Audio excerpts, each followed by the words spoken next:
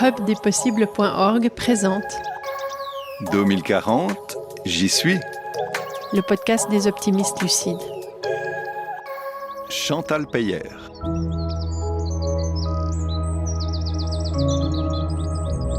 Si demain était plus beau qu'aujourd'hui, à contre-courant des récits catastrophistes. Cet été, nous allons vous faire vivre une expérience stimulante, un voyage dans le temps pour nous transposer en 2040. Nous allons nous demander à quoi ressemblerait l'agriculture si nous réussissons à réconcilier ville et campagne, enjeux environnementaux et respect du travail des agriculteurs. Ce futur désirable, c'est la journaliste Noémie de Sarzan qui l'a esquissé.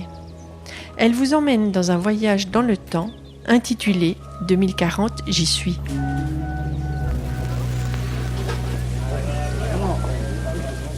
C'est jour de marché à Orzan. Ce petit village proche d'Yverdon-les-Bains a réaménagé son four historique depuis peu et voit essaimer un florilège d'artisans en plus des maraîchers et des paysans du village.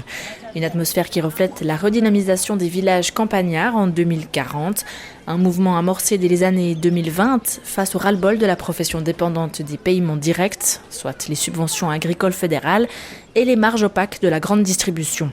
Sans oublier le prix de l'énergie qui a pris l'ascenseur dans les années 2030, un mouvement de bascule s'est opéré en ramenant notamment plus de main-d'œuvre dans les champs.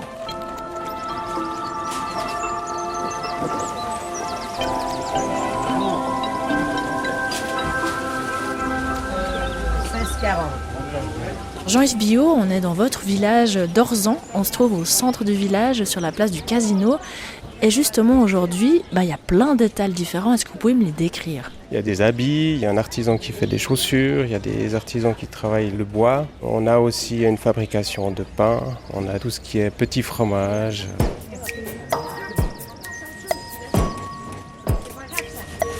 La crise de l'énergie a fait basculer le système et augmenter la main-d'œuvre dans les campagnes. Ce changement a énormément redynamisé le village paysan d'Orzan. Sa population a d'ailleurs doublé en 15 ans. 2040, j'y suis. Je vous propose de débuter ce saut dans le temps en nous focalisant aujourd'hui sur la revitalisation des campagnes, un phénomène qui s'est intensifié en 2040. On a fait la visite du village d'Orzan avec Jean-Yves Biot qui incarne la 4e génération de paysans dans sa famille. Un agriculteur dont la curiosité et l'envie d'innover traduisent plus globalement une manière de cultiver la terre autrement. C'est magnifique de voir toute l'effervescence qu'il y a et de voir autant d'animations et de producteurs et de produits différents. La population a nettement augmenté, il y a beaucoup d'anciens ruraux qui ont été refaits pour accueillir des familles. Des jardins sont aussi un peu rouverts avec pas mal de gens qui sont finalement à mi-temps, qui font pas mal de télétravail et de déplacements en vélo. Il faut dire que le prix de l'énergie a quand même considérablement augmenté, ce qui nous a permis de revaloriser en fait, nos productions plus manuelles en fait, finalement. Les mots de Jean-Yves Biot, interrogé en juin 2040 sur la place du village à Orzan. Un changement salué dans le monde agricole, car écoutez comment les paysans décrivaient, percevaient, ressentaient leur situation en 2024, une année qui a vu s'élever une gronde paysanne avec le mouvement de la révolte agricole suisse. Écoutez tout de suite Aurélien Rollat. Il est vigneron de père en fils depuis 6 générations et membre du comité des jeunes agriculteurs vaudois. On le retrouve à Gilly, sur la côte vaudoise. Bonjour Aurélien. Bonjour Noémie. Merci de m'accueillir ce matin. On va où ? On se pose où ? Pas dans les vignes, il fait un peu moche ce matin. Ouais, aujourd'hui ça s'y apprête pas trop. On va aller gentiment au Carnot, c'est. Super, je vous suis.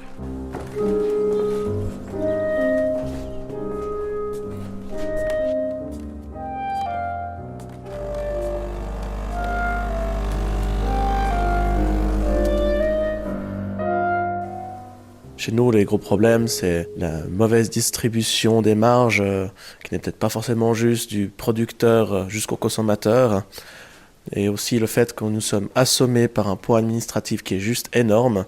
Puis notre boulot, c'est pas d'être au bureau, c'est d'être au champ, c'est d'être à la ferme, c'est de s'occuper de notre production. Avec cette posture-là, le milieu agricole est aussi prêt à se questionner ou à changer ses pratiques. Est-ce qu'il y a aussi quelque chose qui se joue là ou c'est simplement le fait de continuer à faire ce qu'on sait faire de la même manière ? Alors ça fait déjà longtemps que l'agriculture le fait. Il n'y a pas fallu qu'il y ait une révolte agricole pour que nous on se questionne. On veut faire mieux et on va continuer.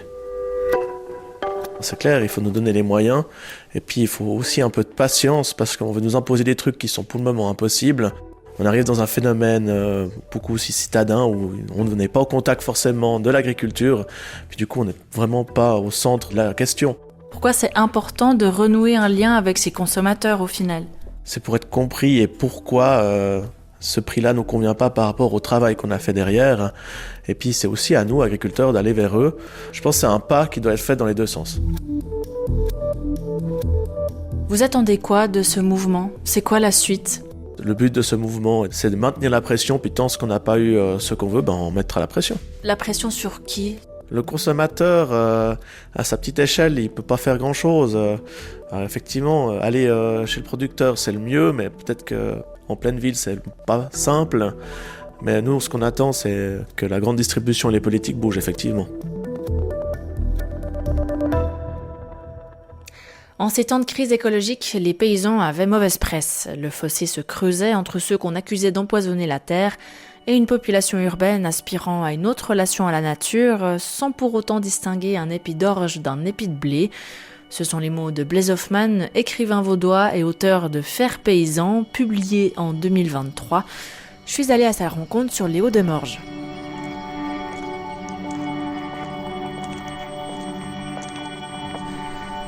Alors je me trouve sur la côte, dans le canton de Vaud, à Revrols, le village de Blaise Hoffmann que je vais aller tout de suite rejoindre. Et là je dois dire que c'est assez magnifique, on voit des coquelicots dans les champs et on entend les oiseaux.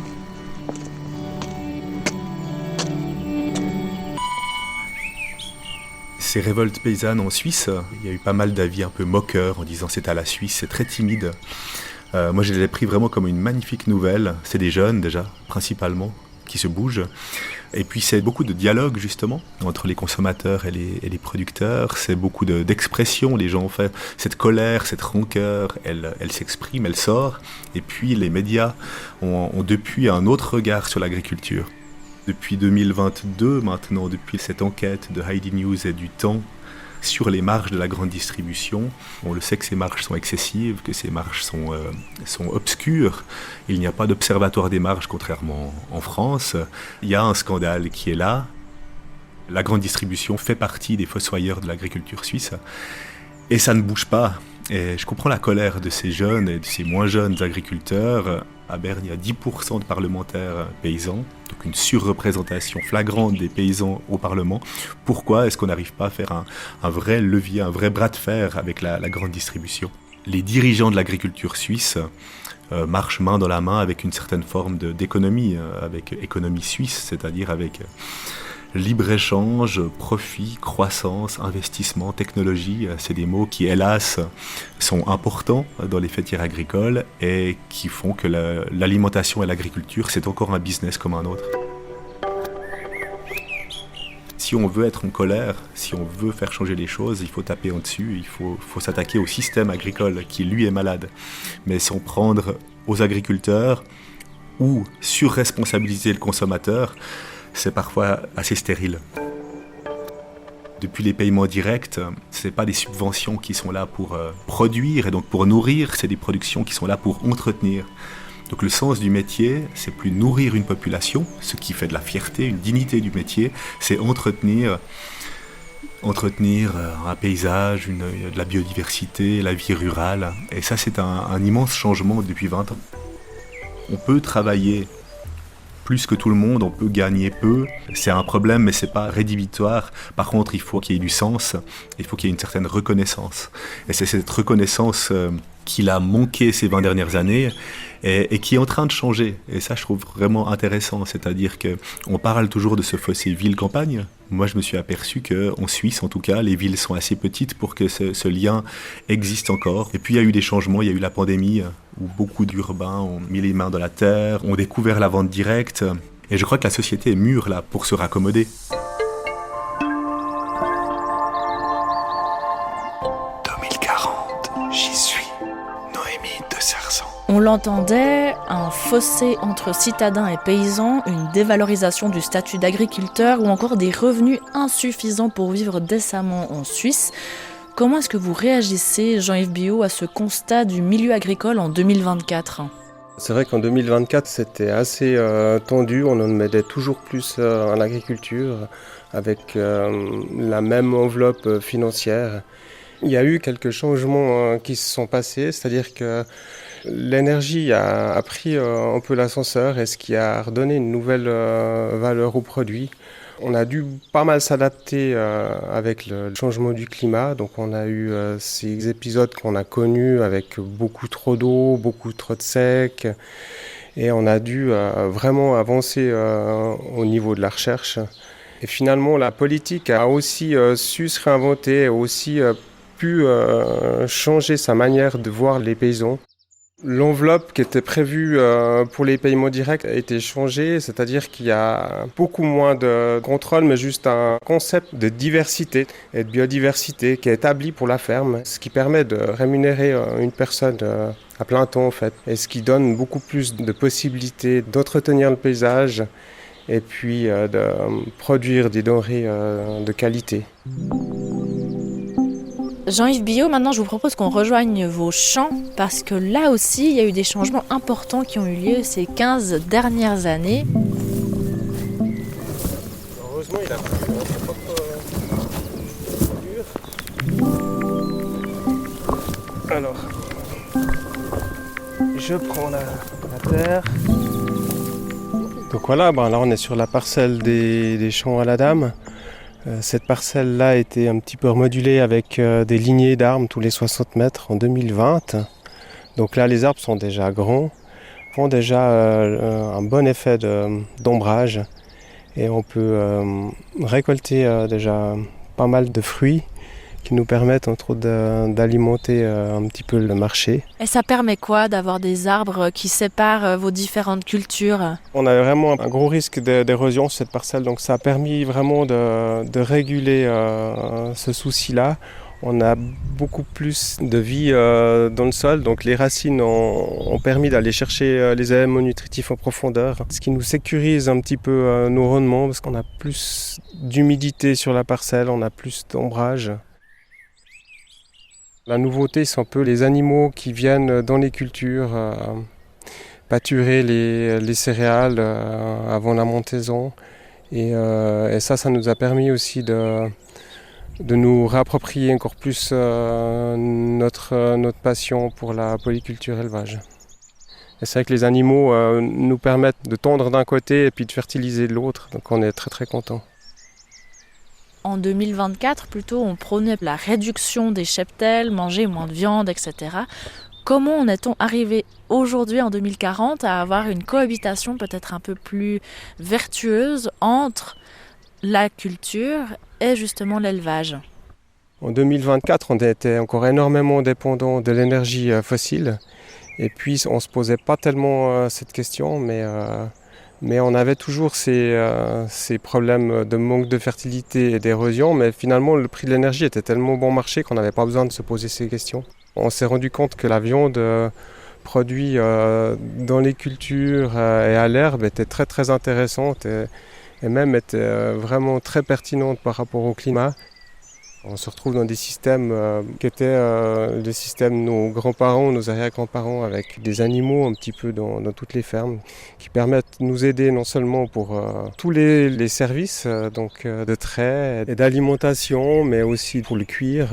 C'est quand même finalement pas mal de travail supplémentaire, donc on a dû remettre un petit peu de main-d'œuvre sur la ferme aussi pour pouvoir réussir à faire ces systèmes un peu plus vertueux. Puis là, on voit notamment donc, des cultures complémentaires, c'est-à-dire que vous avez planté à la fois des trèfles et une céréale avec, c'est ça ?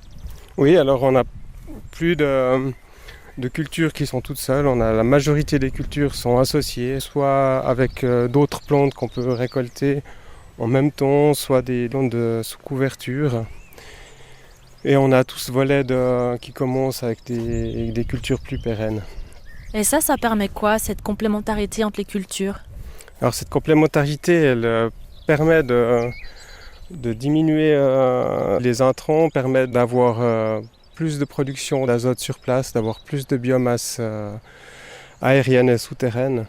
Ce qui nous améliore vraiment le sol, quoi. Malgré le fait qu'on a des épisodes assez compliqués, soit de sécheresse, soit d'excès d'eau, soit de gel. On remarque que le sol arrive à absorber en fait, ces différences thermiques grâce vraiment à cette couverture permanente du sol.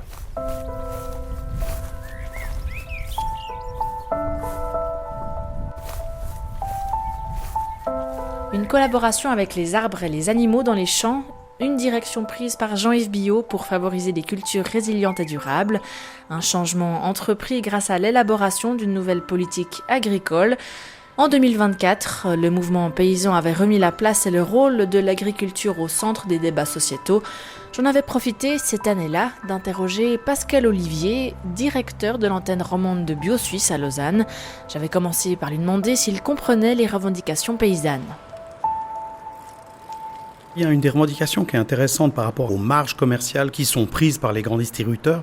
Et là, on a des actions possibles ou des leviers possibles pour l'agriculture qui, en Suisse, se situent au Parlement fédéral. Donc, effectivement, à Berne, il y a de nombreuses initiatives parlementaires, voire des motions, des interpellations qui vont vers plus de transparence sur les marges, vers une meilleure distribution des marges. Mais à chaque fois, tous ces objets sont relégués aux oubliettes par la majorité du Parlement et c'est bien dommage. Mais ça veut dire que les paysans sous la coupole votent contre leurs propres intérêts.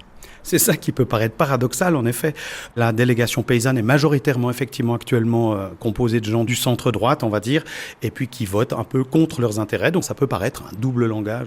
À vous entendre, on a des solutions sur la table qui sont soumises à nos parlementaires, et malgré tout, ça ne passe pas.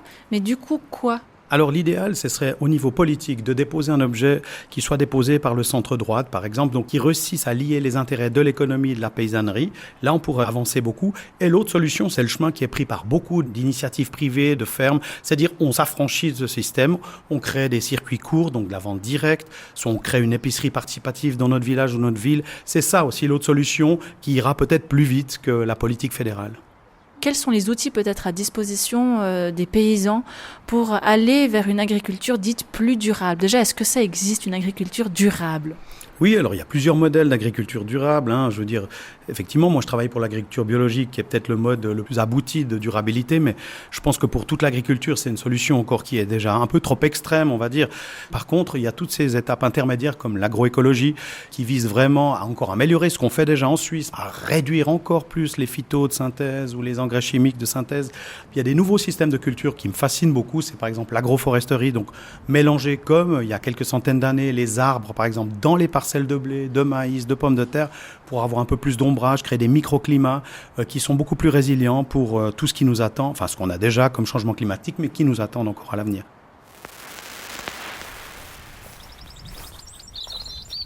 Jean-Yves Billot, Pascal Olivier faisait état des outils à disposition des paysans pour les accompagner vers une transition agricole, pour davantage de résilience des cultures, entre autres. Quels changements ont été opérés pour les cultures justement en 2040 par rapport à 2024 ? La transition, les paysans, il y a longtemps qu'ils l'ont faite. Et finalement, le souci qu'on avait comme paysans, c'était de pouvoir vendre soit d'autres céréales ou d'autres systèmes de production aux consommateurs qui n'étaient pas du tout habitués à avoir d'autres aliments dans leur assiette. On a continué dans ce qu'on faisait, donc à associer toujours plus les cultures. On a pu gentiment faire quelques doubles cultures, soit en relais cropping, soit en deuxième culture. On a eu ce coût de l'énergie qui a monté, donc on a moins facilement pu transporter la marchandise, ce qui a fait quand même pas mal monter le prix des produits. Et puis par rapport aux coûts qui sont plus élevés, est-ce que c'est le consommateur au final qui doit payer plus ou est-ce qu'il y a des aides fédérales justement pour pallier l'augmentation des prix ? Les aides fédérales, en fait, elles ont dû être mutées. En fait, on a décidé d'aider en fait, les familles qui avaient plus de peine à s'acheter de la nourriture. Donc, les subsides qui étaient dévoués à l'agriculture, pour une partie, ont été donnés en fait, à des familles à plus bas revenus. On est très fiers de pouvoir à nouveau vivre plus décemment de ce qu'on fait, avec beaucoup moins de subventions. Et puis que ces subventions, finalement, elles aillent directement là où elles sont nécessaires.